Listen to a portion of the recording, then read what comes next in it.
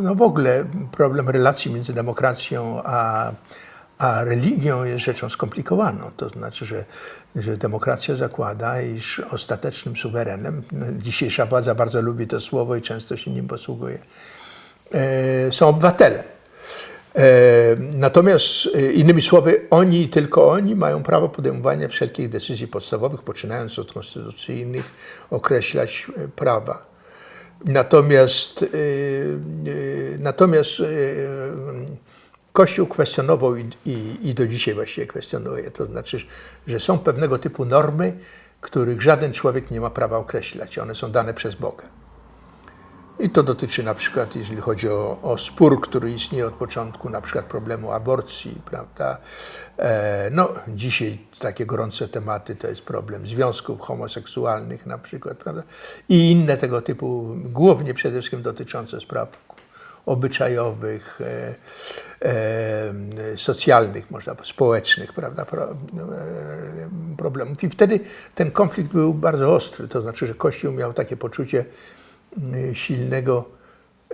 silnej prawomocności i takie poczucie triumfu. To znaczy było takie przekonanie, które było też przesadne, że to wszystko, co Polska ma, to zawdzięcza Kościołowi, prawda? I zresztą trzeba powiedzieć, że ludzie również z innych obozów sami, że tak powiem, pomagali w utworzeniu takich mitów, że to papież, prawda, że to wizyta w papieży zdecydowała. To odegrało istotną rolę. To był jeden z czynników, które wpłynęły na tę rewolucję Solidarności i na skutki. W każdym razie to był okres też pasjonujący kształtowania się reguł.